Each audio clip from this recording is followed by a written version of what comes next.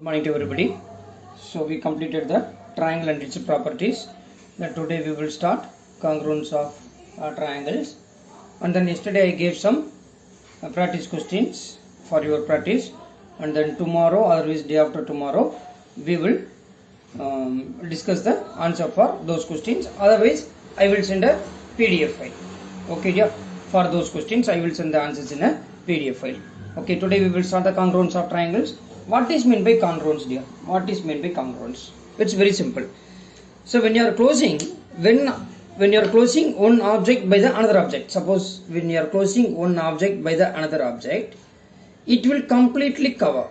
That is, it will superimpose each other. That is, it will cover completely and exactly.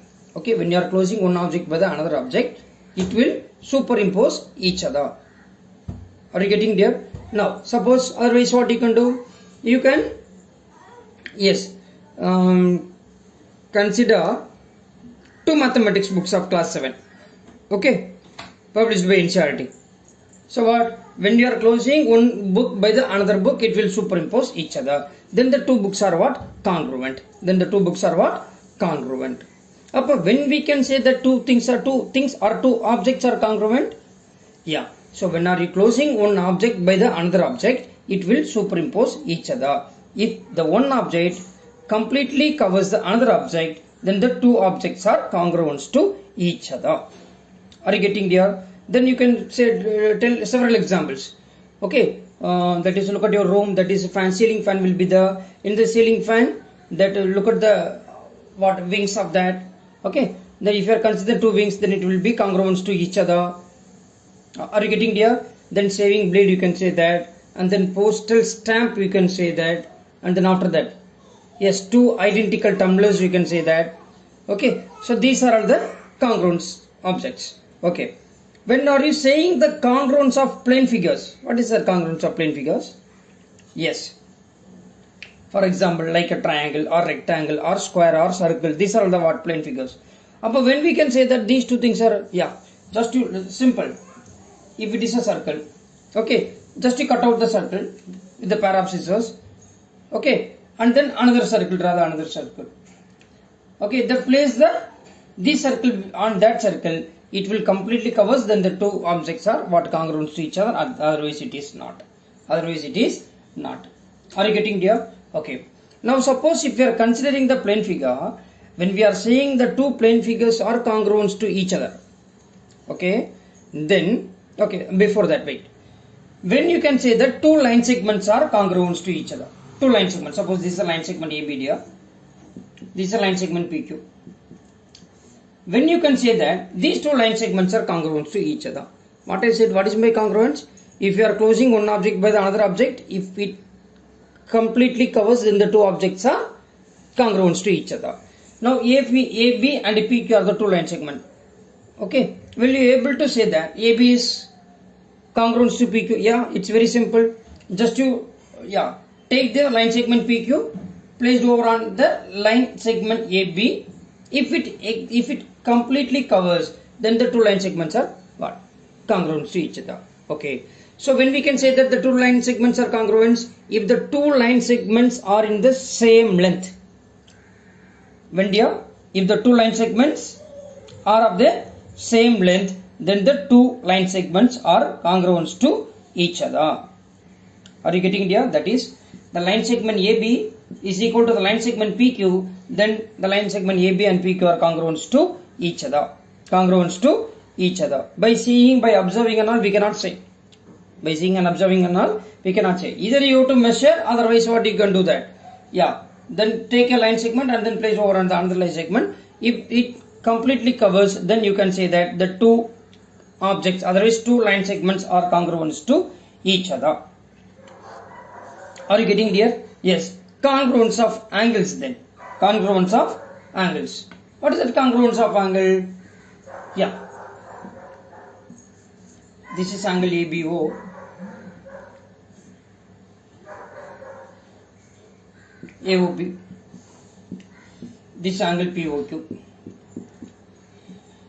So what we know? What is the definition of congruence? If one object covers completely the other object. Okay, then the two objects are congruent. Angle is also very simple only. Just you take this angle AOB placed over the angle POQ. If it covers, then the two angles are congruent to each other, otherwise it is not. So if one angle is 40 degree, another angle should be 40, that's all. Are you getting here? Yes. So when we can say that the two angles are of congruence to each other? Yes, when the two angles are of equal measure. What dear? How can you say that? Yes, that if two angles have the same measure, equal measure, then they are congruent. Am I right? Then otherwise, if two angles are congruent, then their measures are same. What dear? If two angles have the same measure, like 40-40, then the two angles are congruent. Otherwise, if you are saying that these two angles are congruent, that is POQ is equal to angle AOB, then you can conclude that these two angles are what? Equal. These two angles are what? Equal, you can say. Am I right? So when we can say that the two line segments are equal, yeah. When we can say the two line segments are equal, if the two line segments are of the same length. Am I right, dear? When the two line segments are congruent, then the line segments are equal in length. Right? Okay. When we can say the two angles are congruent, if the two angles are congruent, then they are of the same measure. Otherwise, if the two angles are of the same measure, then the two angles are congruent to each other. Congruent to each other. Then the next part is congruence of triangles. Here only we are entering into the congruence of triangle. So already we know that what is meant by triangle. A triangle is a simple closed curve entirely made up of line segment. Otherwise, three-sided polygon is called as what? Triangle. Three-sided polygon is called as what? Triangle. Then what is meant by polygon? It's any simple closed curve entirely made up of line segment. Then what is meant by closed curve? Where the starting point and ending points are same. What is meant by simple? A curve that does not cross itself anywhere is called as what? Simple. Okay. Now, congruence of triangle. What are the six elements? What are the six elements of the triangle? Yes, three line segments and then three angles. Am I right here? Yeah. That is AB, BC and CA. Then vertices are ABC, then angle A, angle B and angle C here. These are the six elements of the triangle. Okay. The triangle has three vertices, three sides and three angles. Okay dear. Now, if you want to say that the two triangles are congruent, you can take the triangle PQR. Triangle PQR. Now what are the three parts? What are the different six parts here? Yeah, that is PQ and then QR and then PR here. After that, angle P, angle Q and angle R. Am I right here? Yes. Now what are we trying to prove? Now we are trying to prove that these two triangles are congruent. So we know that if the two line segments are congruent, then that should be the equal in length. If the two angles are equal, if the two angles are congruent, then there should be the of the same measure.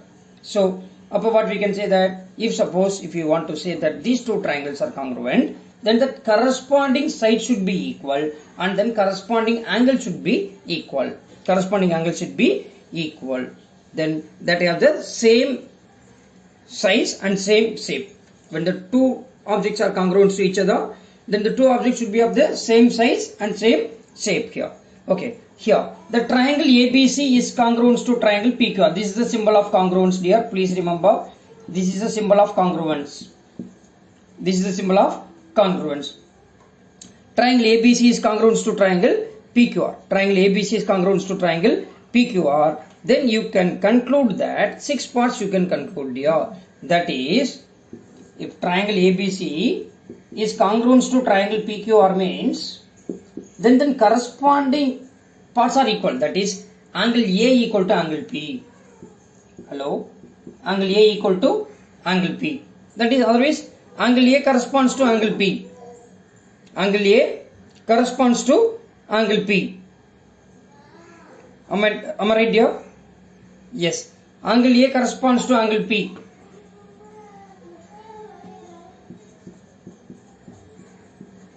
Then angle B corresponds to angle Q.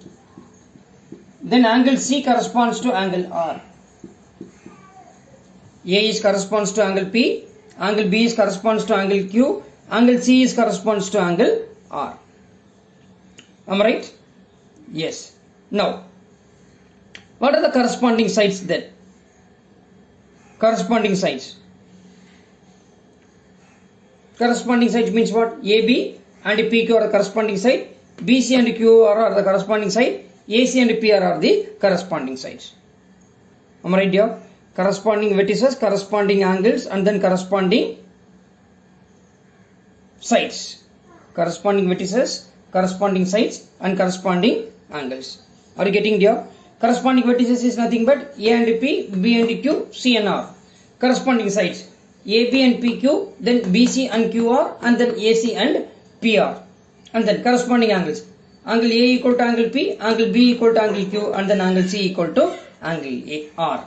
Then this is A corresponds to B, B corresponds to Q, C corresponds to R. Similarly, you can say that AB corresponds to PQ, BC corresponds to QR, AC corresponds to PR. Am I right here? And then that's all. The tomorrow we will continue. And then one more thing. So today I am going to assign some models in the Hey Math. Okay. I will send the same details in a Google Classroom also. Please don't miss out those things. Okay. So for better understanding, okay. So please go through the Hey Math model. I will assign today. Okay, dear. Yeah. Thank you, everybody. Thank you.